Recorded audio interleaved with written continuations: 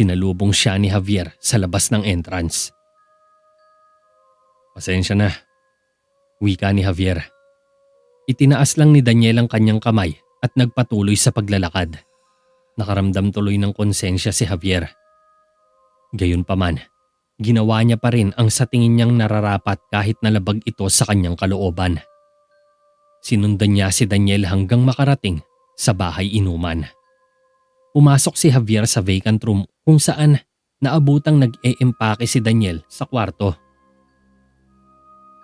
"Wala akong pagpipilian," malungkot na wika ni Javier. Napatigil si Daniel sa pag-iempake. "Ginawa mo lang ang sa tingin mong tama at pinagtaksilan mo ang iyong kauri." Tila may panunumbat na sabi ni Daniel kay Javier. "Hindi ako yon. Ikaw ang nagtaksil sa atin. Sabihin na nating nanalo ka, pero papatayin mo pa rin ang hari. Walang karangalan yan sa atin. Makinig ka. Tignan mo ang iyong sarili. Mas magaling ka dito. Ang mahi ka ay hindi para sa pakikipaglaban. Daniel, hindi ito ang bagay na naglalayong magdala sa iyo ng kalwalhatian." Litanya ni Javier. Natigilan naman si Daniel at napaupo sa kama. Umupo naman si Javier sa isang silya sa tabi ng pader. "Hindi ko noon maintindihan ang aking ama. Akala ko takot siya sa mahi ka. Ngunit hindi pala. Natatakot siya sa magagawa nito. Kung paano ito makakasira. Ngayon alam ko na kung bakit siya ganun. Malakas siya. Sa katunayan, mas malakas siya sa akin. Ako'y humihingi ng paumanhin sa mga nagawa ko." Mahabang salaysay ni Daniel at humingi siya ng tawad kay Javier. Napangiti naman si Javier. Natutuwa ito sa narinig. Sa pagbabago ng postura ni Daniel. Tila nagkaroon ng kulay ang pagkatao niya. "Ngayon, alam kong hindi pa yun mangyayari. Ngunit balang araw, ay papayagan muli ang paggamit ng mahika. At kapag dumating ang araw na yon, hindi mo na kailangang itago kung sino ka. Ang iyong regalo ay makikilala. Tayo, magiging malaya na tayo. Sino nakakaalam, di ba? Siguro, malay mo baka sakaling mag-cross muli ang landas natin." Nakangiti si Javier. Parang siguradong sigurado siya na matutupad ang kanyang mga pangarap balang araw. Kaya napangiti na rin si Daniel. "Sana nga." Sambit pa ni Daniel kay Javier. "Oo, magtiwala ka lang. Magkapamilya tayo. Iisa tayo ng dugo." Dagdag pa ni Javier. "Magkauri." Iniabot ni Daniel ang kanyang kamay. Tinanggap naman ito ni Javier at mapaglarong inalog-alog ito. Nagpaalam si Daniel na magaan ang loob. Pinapanood lang siya ni Javier mula sa bintana ng tavern nang lisanin na niya ang Terraveda. Ilang sandali ang nakalipas, inihahanda na ng mga lingkod ang mahabang mesa para sa mga Mondragon. Nasa mesa na si Jericho habang pinagsisilbihan siya ni Javier. Maya-maya pa ay pumasok si Haring Argo kasama si Raya na nakaakay sa kaliwang braso at nagkukunwaring masaya ito. "Akala ko papatay na ako ng batang yon." Natatawang sabi ni Haring Argo.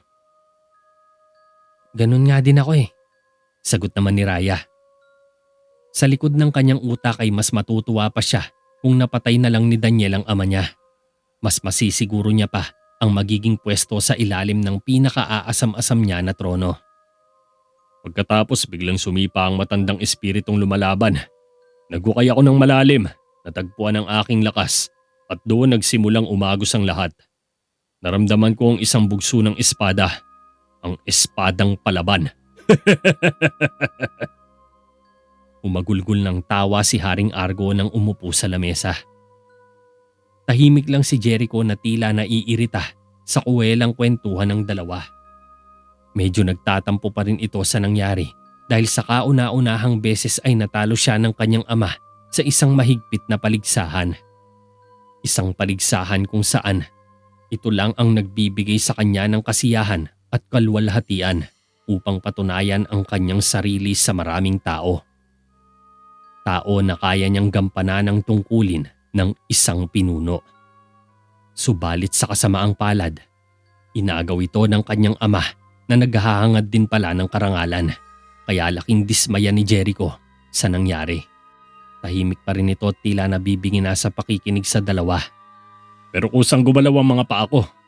Kaya yon. Dagdag pa ng Haring Argo. Tumatawa lang si Prinsesa Raya na nakikisakay lang sa agos ng kasiyahan ng kanilang ama. At ngayon, kampiyon ka na naman at baka mabigyan mo na ng leksyon si Jericho. Saad pa ni Raya. Tinignan niya ang kapatid ngunit hindi man lang siya nito tinapunan ng tingin. Pero sa katunayan, ako ang natuto ng malaki sa laban namin. Biglang sabi ni Haring Argo. Hindi ko makuha kung anong ibig mong sabihin. Pagtataka ni Prinsesa Raya. Isa siyang mahusay na mandirigma kaysa sa iyong iniisip. Si Jericho ang dapat umangkin ng premyo. Paglilinaw ng hari. Kumakain lang si Jericho habang patuloy na nakikinig sa usapan. Ngunit nakakalungkot na hindi pa siya sapat. Wika naman ni Raya. Uminom ng alak si Jericho. Dahil hindi niya sineryoso ang laban namin. Pahayag ni Haring Argo. Biglang nabilaukan naman si Prinsipe Jericho sa kanyang ininom. Ginawa niya yon para iligtas ang aking dangal. Sambit ni Haring Argo. Natigilan si Jericho sa pag-inom at napatingin sa ama. Napansin mo pala? Gulat ni Prinsipe Jericho. Sinundan ko ang iyong pagunlad gamit ang espada mula noong ikaw ay bata pa. Alam ko ang mga kakayahan mo kaysa sa sino mang lalaki dito. Ako'y walang hanggang nagpapasalamat sa iyo, anak. Umaasa ako na kapag ikaw na ang naging hari at nagkaroon ng mga anak, sila ay magbibigay din sa iyo ng parehong karangalan. Sa katunayan, ang pinakakasiyasiyang resulta ng paligsahan ay ang mga aksyon ni Jericho na nagpakita sa akin na siya ay tunay na handa para maging hari. Tinaas ni Haring Argo ang kanyang baso at nakipag-toast kay Jericho. Nakikampay na rin si Raya kahit sa loob-looban niya ay nag-aapoy sa galit ang dibdib niya. Galit na galit ito dahil naungusan na naman siya ng kanyang kapatid pagdating sa pag-angkin ng trono. Para bang pinamumukha sa kanyang wala siyang karapatang umangkin ng anumang pwesto dahil isa lamang siyang sampid sa pamilya. Ilang sandali ang lumipas. Matapos ng maliit na salo-salo ay umuwi agad ng bahay si Javier. Pagod at gutom siyang napaupo sa mesa. Napuna ito ni Mang Rigor kaya inilapag niya ang malaking tipak ng karne sa isang plato na may keso at tinapay sa harap ng pamangkin. Nagbuhos ng tubig sa baso si Javier matapos siyang hainan. Ipinagbabalaki kita, iho. Ani Mang Rigor. Nako. Hindi ako nararapat sa papuring yan. Sagot naman ni Javier. Alam mo, lagi mong pinapahirapan ang sarili mo. Kaya, bahala ka. Kinuha ni Mang Rigor ang plato niya at kinain agad ang karne. Uy, anong ginagawa mo? Taka ni Javier.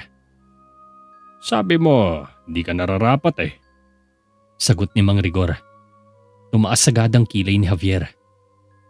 Tiyo, hindi pa ako kumakain mula kaninang tanghali. At hindi naman yun ang ibig kong sabihin, no? Pagmamaktol ng binata. Nawawa ka naman. Masarap pa naman ito.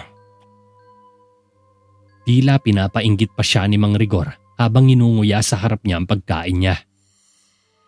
Tiyo naman! Sinubukan ni Javier na kunin ang plato niya ngunit hinampas siya sa kamay ng tiyuhin. Nagulat si Javier. Pero tumatawa lang si Mang Rigor sa kanya. Sige, eto na nga. Kinuha ni Mang Rigor ang isa pang plato mula sa pagkakatago nito sa ilalim ng mesa. Natuwa naman ang binata. Salamat! Sabay tawa ni Javier. Masaya nilang pinagsaluhan ng masarap na hapunan. Sa susunod na kabanata, matapos iligtas ng mga druid ang buhay ng kabalyerong si Nicolas sa pamamagitan ng mahiwagang tasa, ay inutusan ni Haring Argo si Prinsipe Jericho na kunin ang tasa bago pa man ito mapunta sa maling mga kamay. Ngunit bago pa sila makarating sa lihim na kampo ng mga druid, ay naipadala na ni Prinsesa Raya kay Melissa ang tungkol dito. Sa kanilang pagpunta sa teritoryo ni Hamid ay nahuli sina Jericho ng mangangalakal ng alipin na si Oslo. Ngunit kalaunan ay nakatakas din sila kasama ang kapwa nakakulong na si Kael. Nagawa nilang makuha ang tasa ngunit mabilis itong nahulog sa kamay ni Melissa matapos mabaril si Jericho ng nakalalasong palaso. Ginamit ni Melissa ang tasa para gawing imortalang hukbo ni Hamid. Kasama ang isang walang kamatayang hukbo, sinalakay muli ni Melissa ang Theravada at sapilitan nitong kinuha sa kamay ni Haring Argo na walang nagawa para ipagtanggol ang kanyang kaharian. May kasabihan nga na hindi hadlang ang murang edad upang makamit ang mga dakila at kahanga-hangang gawain.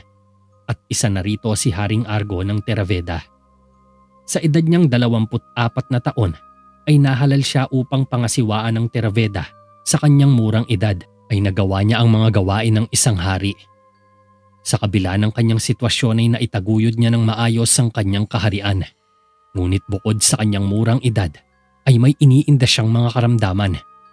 Ito ang mga sugat na natamo niya sa mga nakaraang laban. Ang mga pinsalang nakuha niya sa labanan ay nangyari sa gitna ng hindi pagkakasundo ng mga kaharian sa bansang Mercia kung saan ay nakaapekto ang kanyang braso at balikat sa isang individual na laban. Naging mahirap din para kay Haring Argo ang pinsala dahil maaari din siyang mamatay kapag hindi siya nagagamot sa mahabang oras. Pero ang mga bagay na ito ay hindi hadlang upang gampanan niya ang kanyang tungkulin. Sa kabila ng mga suliranin na kinakaharap ni Haring Argo, ay may mas malaki pa rin siyang problema na dapat ayusin. At ito ay ang kaharian ng Cyprus. Si Hagor ay ang pang-apat na hari ng Cyprus at ayon sa kanya na nararapat lamang na ibigay sa Cyprus ang Theravada dahil ito ay sakop ng nasabing Mercia. Noong mga panahong pinaghaharian ni Haring Argo ang Theravada, doon din nagaganap ang iba't ibang uri ng aktibidad ng lumang relihiyon. Ang malayang paggamit ng mahika ng lahat ay naglalayon na mamuhay ng normal at payapa sa Theravada. Isa na dito ang kapatid ni Haring Hagor na isang kilalang salamangkero sa nasabing lungsod. Tahimik itong namumuhay sa lungsod. Walang inaagrabyado at magiliw na nakikihalubilo sa mga tao. Ngunit dahil sa nangyaring trahedya sa pagitan ni Nimue at Athena ay pinuksa ni Haring Argo ang lahat ng mangkukulam o sino mang individual na gumagamit ng mahika. Mapabata o matanda ay kanyang pinapatay. Wala siyang tinira sa panahon na yon at dahil sa insidenteng yon ay tinawag itong dakilang paglilinis. Mula sa malaking pag-apula ng mahika sa lungsod ay di inaasahan na napasama sa pagbitay ang kapatid ni Haring Hagor. Kaya naman sa galit ng hari ay nagdeklara ito ng gyera laban kay Haring Argo. Batay sa kanya ay nararapat lang na mapasa kamay ng mga Cyproso ang lugar ng Theravada na kung saan namuhay ng tahimik at namatay ang kanyang kapatid. At hindi naglaon ay nagtunggali ang dalawang puwersa at naganap ito sa malawak na lambak ng bansang Mercia. Pinamunuan ni Haring Argo ang kaharian ng Theravada na may 3,000 mga kawal. Habang pinamunuan naman ni Haring Hagor ang kaharian ng Cyprus na may 10,000 mga kawal. Ngunit sa hindi inaasahang pagkakataon ay nanalo si Haring Argo laban kay Haring Hagor at may natira pa siyang 2,000 tauhan. Samantalang kay Haring Hagor naman ay naubos ang lahat ng kanyang mga kawal na nakatuon sa laban na yon. At ang mas nakakahanga pa rito ay 26 na taon na noon si Haring Argo nang makamit ang malaking tagumpay. Lubhang nagdurusa sa sakit si Haring Hagor nang matalo siya ni Haring Argo sa labanan. Hindi niya matanggap ang nangyari kaya mas lalo niyang kinasuklaman ang kaharian ng Theravada. Makalipas ang ilang taon matapos ang digmaan ay namatay si Haring Hagor.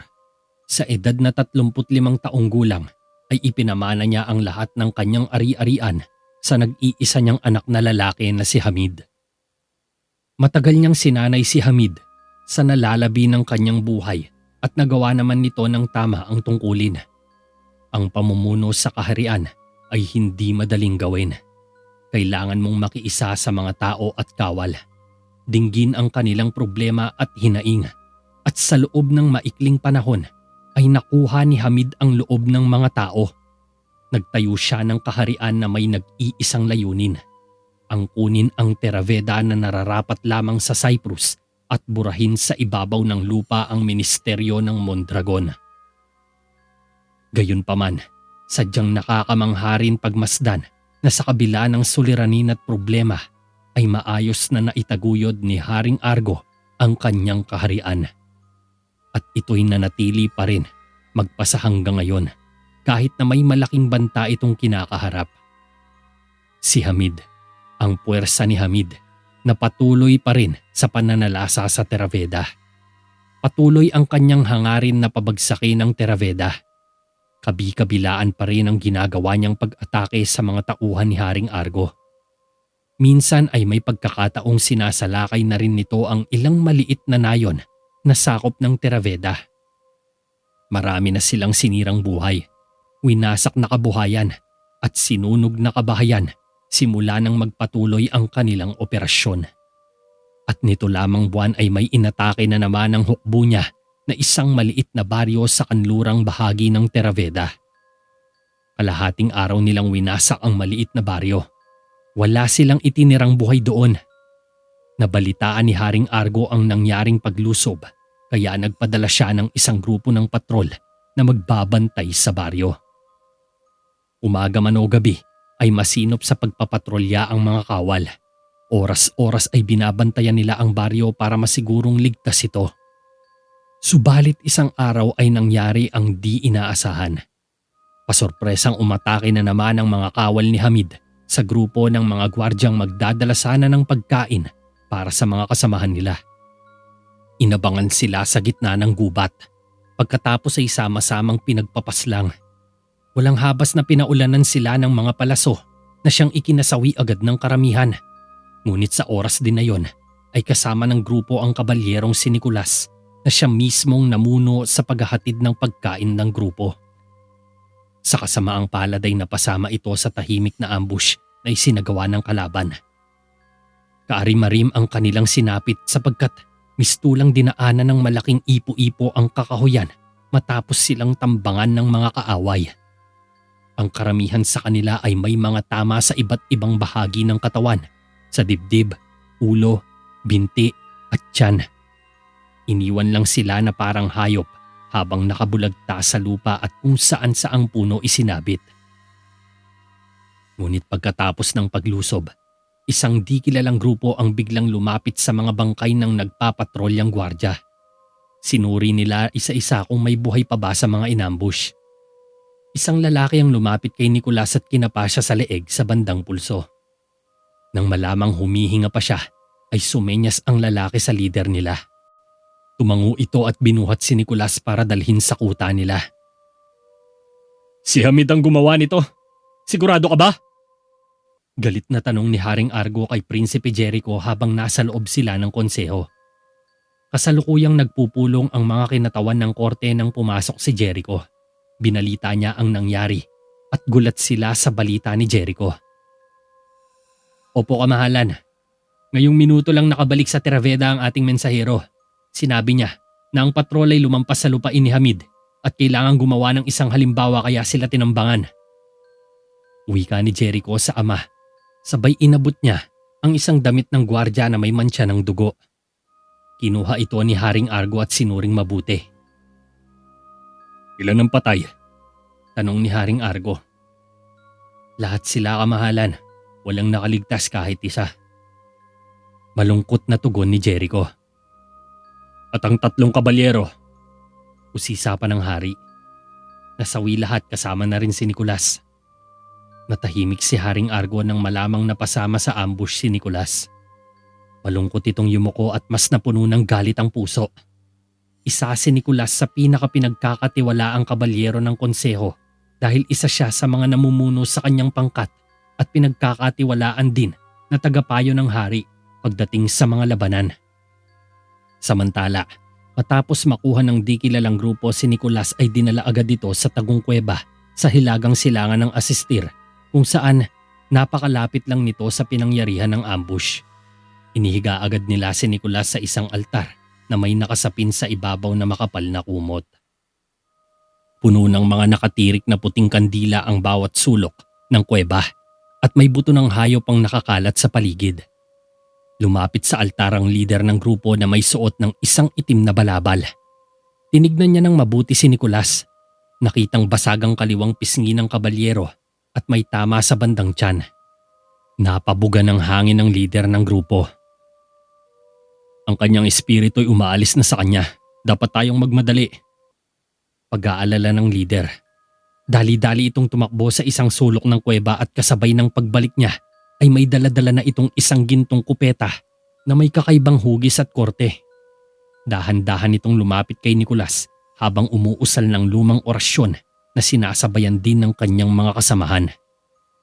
Hinawakan niya sa ulo si Nicolas at pinainom niya ito ng tubig mula sa mahiwagang kupeta.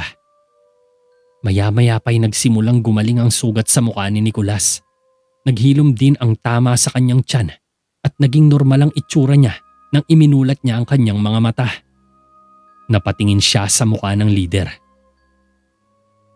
Maligayang pagbabalik. Nakangiting wika ng lider.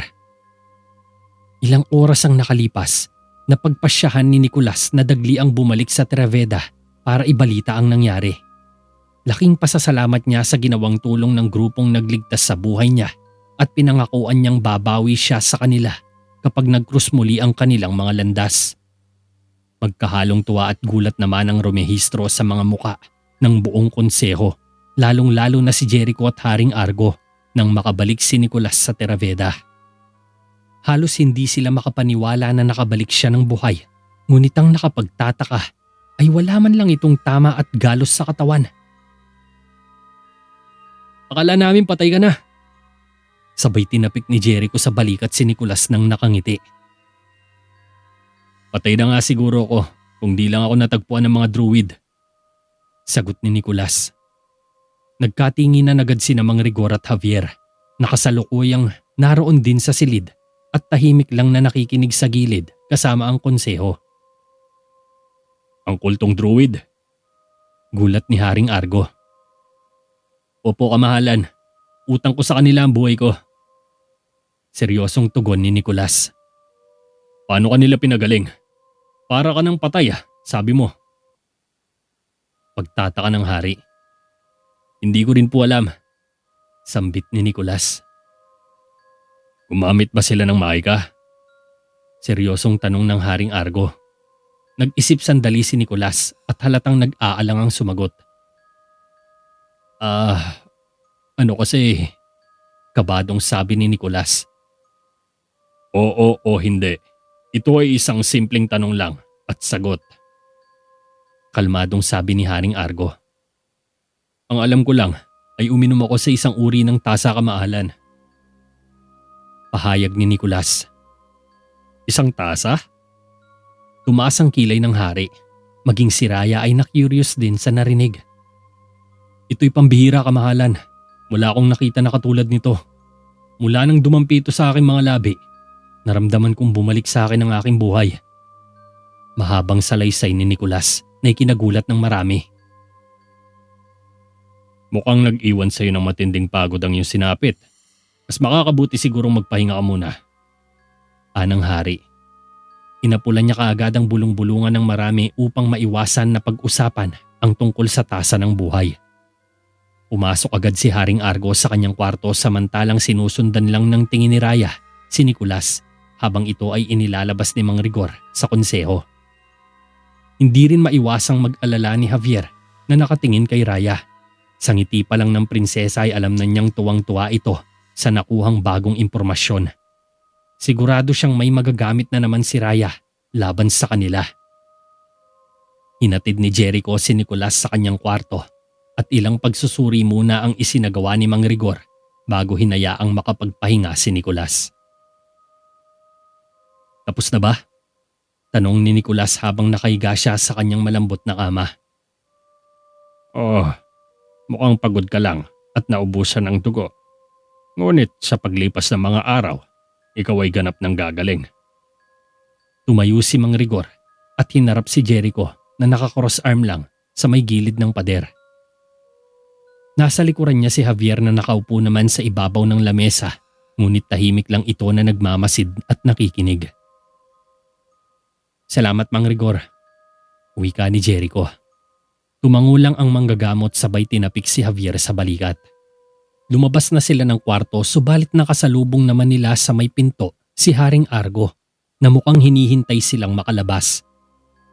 Nag-usap si Mang Rigor at Haring Argo sa gitna ng mahabang koridor. May nakita ka ba? Tanong ni Haring Argo. Ang napansin ko lang, kamahalan, ay wala siyang palatandaan ng anumang uri ng sugat. Nasa perpektong kalusugan ng kanyang katawan. Diretsong sagot ni Mang Rigor. At ang tasa na sinabi niya, usisa ng hari. Mula sa kanyang paglalarawan, masasabi kong ito ang tasa ng buhay. Nagulat si Haring Argo kay Mang Rigor. Maging si Javier na nakatayo sa kanto ay di maiwasang makyurious. Alam na alam mo ang kapangyarihan nito, Rigor. Tila nag-aalalang wika ni Haring Argo. Alam ko po yon, kamahalan. Ngunit ang ganitong grupo ng mga druid ay tiyak na isang mapayapang tao. Gagamitin lang nila ang tasa para sa kabutihan. Pinatunayan ito sa akin ni Ginoong Nicolas base sa pagtatanong-tanong ko sa kanya. Paliwanag ni Mang Rigor. At sinabi mo rin na ayon sa paglalarawan ni Nicolas, ang kuweba ng mga druid ay nasa loob ng distrito ni Hamid. Kailangang makuha natin ang tasang yon bago pa malaman ni Hamid ang tungkol dito. Sambit ni Haring Argo. Ngunit kamahalan, likas na malihim ang mga druid. Itatago nilang mabuti ang tasa. Hindi kaya isang katangahan na kunin ito kung nasan man ito. Saad ni Mang Rigor. Mas katangahan kung hindi pa ako kikilos. Lalo na't malalagay na naman sa panganib ang Terraveda kapag napasa kamay ni Hamid ang tasang yon. Sabay umalis si Haring Argo. Tinignan ni Javier si Mang Rigor na bakas sa mukha ang pag-aalala. Nauna na itong umuwi. Matapos ang hapunan, magkaharap ang dalawa sa gilid ng lamesa.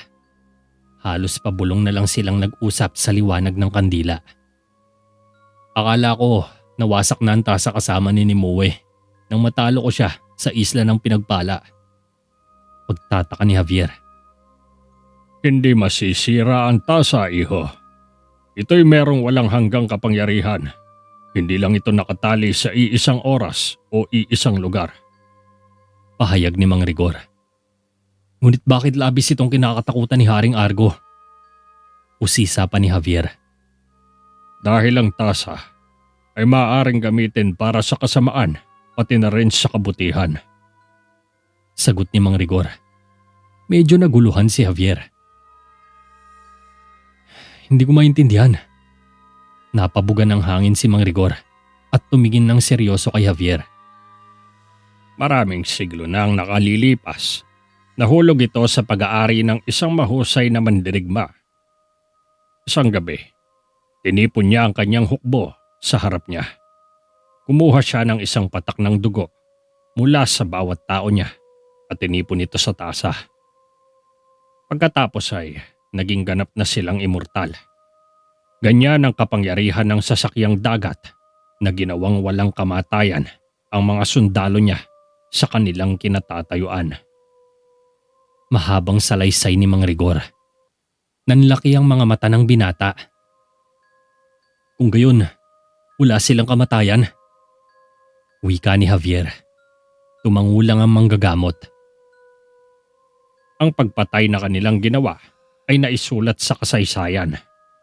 Hindi tanga ang hari. Alam niyang ang puwersa ng lumang relihiyon ay muling umaangat laban sa kanya. Ipinagbawal ng langit na mahulog ang tasa sa kamay ng kasamaan. Halimbawa na lang, ang taong si Melissa. Mahabang wika ni Mang Rigor. Si Diana rin, dagdag ni Javier. Sa ganitong sandata, maaaring mawala ang Theraveda sa isang iglap. Paliwanag pa ni Mang Rigor. Tila natulala si Javier at di makareak. Siguradong isang panganib na naman ang muli niyang haharapin. Isang puwersa na mag-iiwan sa kanila ng matinding pinsala at pagkawasak.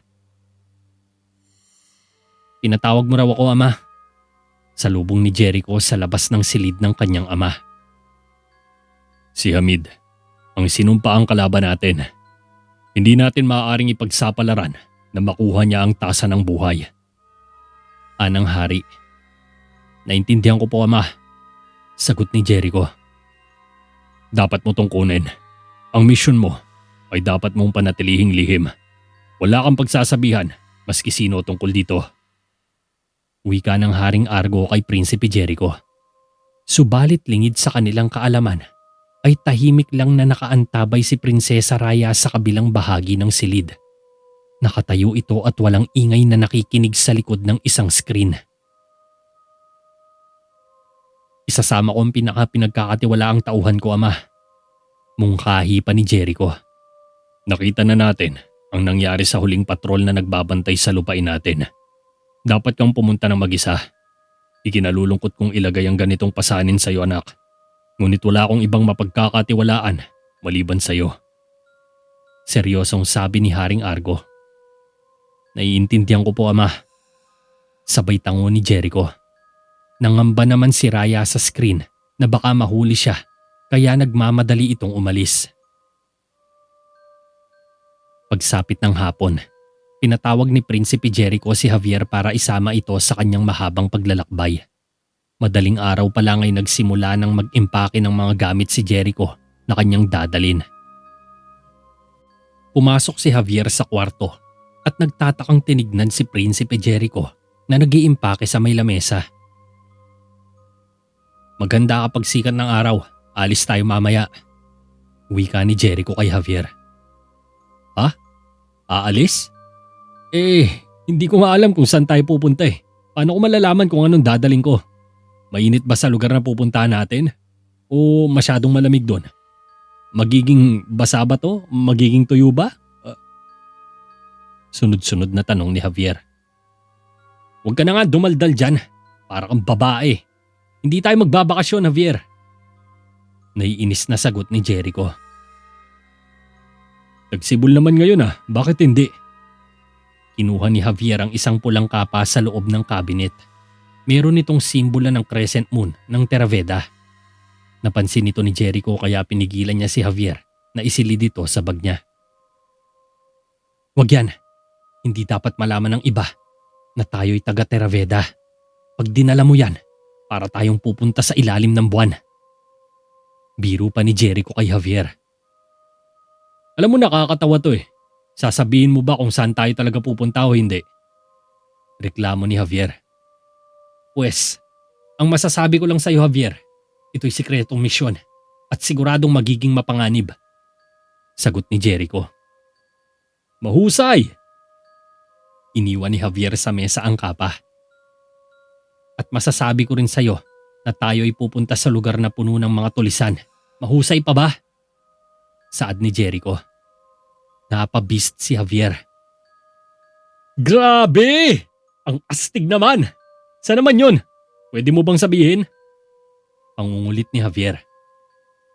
Sa ngayon ay hindi ko pa maaaring sabihin sa iyo, Javier. Tugon ni Jericho. Hindi mo lang talaga alam kung saan tayo pupunta. Nag-roll ang mga mata ni Javier. Hindi, Javier. Alam na alam ko kung saan tayo pupunta. Kaya lang, hindi ko pa masasabi sa iyo. Yun lang. Pahayag ni Jericho. Tama. Dahil pag nabulilyaso tayo, kailangan mo akong patayin, tama ba? Saad ni Javier habang nakangiti kay Prinsipe Jericho. Agad-agad at walang pag-aalinlangan. Pipilipitin ko pa ang leeg mo para lumuway ang dila mo. Banta ni Jericho. Natunaw ang ngiti ni Javier at bumalik na sa pag-iimpake. Kumuha pa ito ng iilang gamit sa cabinet ni Jericho. Magaling. Isang malaking sorpresa to sa akin. Mahilig ako sa mga sorpresa. Sino ang hindi mahilig sa isang magandang sorpresa? pang-aasar pa ni Javier. Tumalim ang tingin ni Jericho sa kanya. Napatikom na lang ang bibig ni Javier at nagpatuloy na sa pag-iimpake. Samantala, pumunta naman sa ilalim ng kastilyo si Prinsesa Raya upang makipagkita kay Melissa. Pagdating sa castle basement ay napansin niyang nakabukas na ang gate sa dulo ng pasilyo. Hinanap niya sa paligid si Melissa ngunit lumitaw na nang itong bigla sa likuran niya nang wala man lang ingay at tahimik na nakangiti. Napalingon sa likuran si Raya. "Anong gusto mong sabihin sa akin, Raya?" Tanong agad ni Melissa kay Raya. "Aalis si Jericho mamaya. Ipapadala siya ng aking ama upang mabawi ang isang uri ng tasa. Ang tasa ng buhay. Yun ang tawag nila dito." Ani Raya. Nagulat si Melissa sa narinig. "Ang tasa ng buhay? Sigurado ka ba sa narinig mo?" Seryosong tanong ni Melissa. "Maniwala ka. Narinig ko ang bawat pinag-usapan nila." Paniniguro pa ni Raya. "Alam mo ba kung gaano ko katagal hinahanap to?" Saad ni Melissa na tila natuwa sa balita. "Ito ba'y kasing lakas ng kanilang pinaniniwalaan?" Tanong pa ni Prinsesa Raya. "Oo, maniwala ka sa akin, Raya. Kung sino man ang may hawak ng tasa, tiyak magkakaroon nito ng walang hanggang kapangyarihan. Nasaan na raw ang tasa ngayon?" Usisa ni Melissa. "Nasa kamay ito ng mga druid. Ang alam ko'y nasa loob ng distrito ni Hamid, ang kanilang kampo." Tugon ni Raya. Tumaas agad ang mga kilay ng babaeng mangkukulam. "Kung ganon, baka mapapakinabangan na naman natin si Hamid. May mga espiya siya sa kung saan saan. Ipapasundan ko sa mga tauhan niya si Jericho." Sambit ni Melissa. "Pwes, si Jericho ang magiging mata natin para mahanap kung nasaan ang tasa." Wika ni Raya na nakangiti. Ngumiti rin si Melissa. Tila ngiting pursigido na makuha ang tasa ng buhay kung saan ito ang magbibigay sa kanya ng pambihirang lakas at kapangyarihan.